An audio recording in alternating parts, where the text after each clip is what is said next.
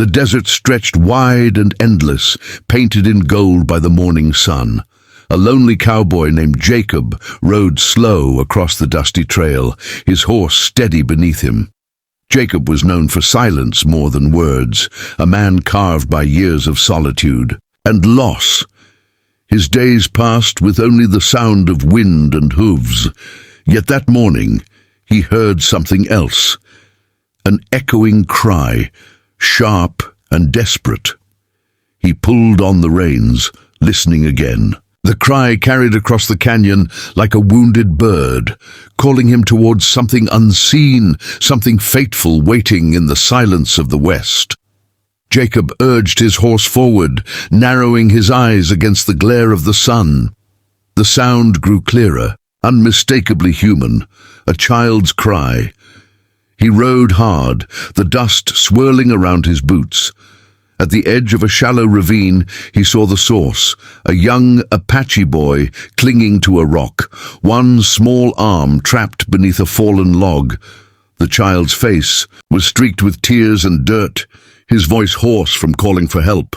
Jacob dismounted quickly, boots hitting the earth, and rushed to the boy's side, his instincts sharper than thought. The log was heavy, wedged against the boy's thin arm. Jacob braced himself, pressing his shoulder beneath it. Muscles strained, veins standing out as he pushed with all the strength left in him. At last, the log shifted, rolling away with a dull thud. The boy gasped, free at last, clutching his arm but managing to stand. Jacob crouched down, looking into the boy's frightened eyes. "Easy now," he said quietly, his voice low and steady. The boy blinked, as though seeing not a stranger, but a lifeline in the middle of the desert's cruel embrace. Before Jacob could ask where the boy belonged, movement caught his eye. From the ridge above, an Apache woman appeared, her bow raised, and eyes blazing with suspicion. She was fierce and proud, her dark braids swaying in the wind, her stance protective as a mother wolf. Her gaze locked on Jacob, wary and sharp. The boy, however, ran to her, clutching her waist and crying out in their language. She looked from her child to the cowboy, confusion and gratitude warring in her expression. Jacob lifted his hands slowly, showing he meant no harm. The woman's name was Ayoka, and her son clung to her side, pointing toward Jacob with tearful urgency. Though she had every reason to distrust settlers, she could not ignore what she had seen. A stranger saving her child when danger could have been left unanswered. She lowered her bow, though her eyes stayed sharp as a blade. Jacob tipped his hat respectfully. "He's safe now," he said simply. The desert wind rustled between them, carrying more than words could. Ahyoka studied him carefully, feeling the strange weight of fate pressing upon that lonely moment. She led her child back toward the shelter of the canyon, but before leaving, Ahyoka paused. She turned to Jacob, her voice strong, though accented with the rhythm of her people's tongue.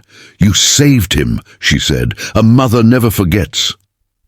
Her words lingered long after she disappeared into the sandstone shadows. Jacob stood, motionless. The boy's frightened eyes burned into his memory, along with the fierce strength of the woman who had spoken her vow. He mounted his horse again, but the trail felt different now, less empty, as if destiny had placed a seed in his solitude. Days passed, yet Jacob's thoughts returned often to the boy and his mother. Loneliness had long been his companion, but now he wondered what it would mean to be needed again, to be more than a shadow on the edge of towns. One evening, while tending his fire beneath the open sky, he heard footsteps approach. He reached for his revolver, but stopped when he saw Ayoka step into the circle of firelight. Her son slept against her shoulder, wrapped in a woven blanket. She looked at Jacob steadily, no longer with suspicion but with something deeper, resolve. She laid her son down gently near the fire, then sat across from Jacob, her posture proud but calm. "You saved my child," she said again, her words certain. "Now my heart is yours." Jacob's breath caught, unprepared for such a vow. In the world he knew, promises were fragile, often broken by hunger, greed, or bullets, but her voice carried no hesitation. She spoke as one who understood life's debts, as one who gave not out of fear but choice. Jacob's chest tightened, with something he had long buried, the fragile spark of belonging, of being seen. Jacob tried to speak, but words felt heavy. "I don't deserve that," he said softly, staring into the flames.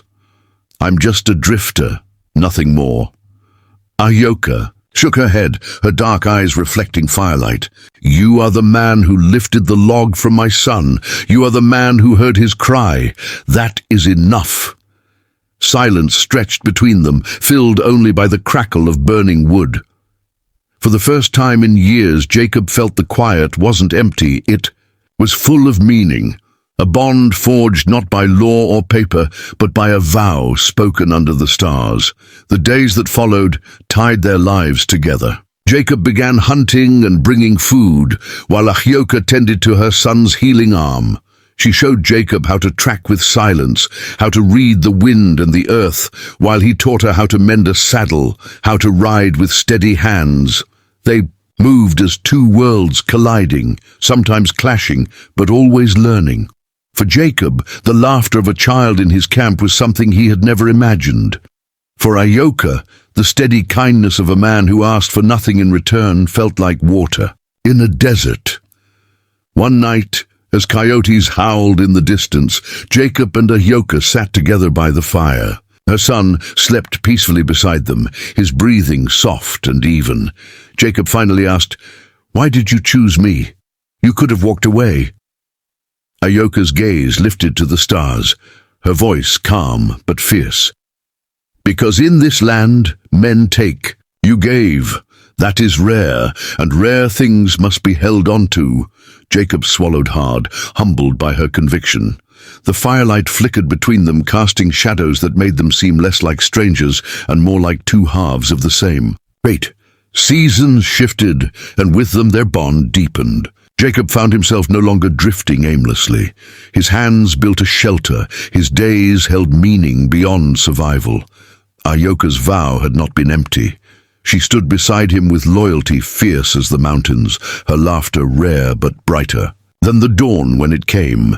Her son, once frightened and frail, grew stronger, running across the plains with freedom in his steps.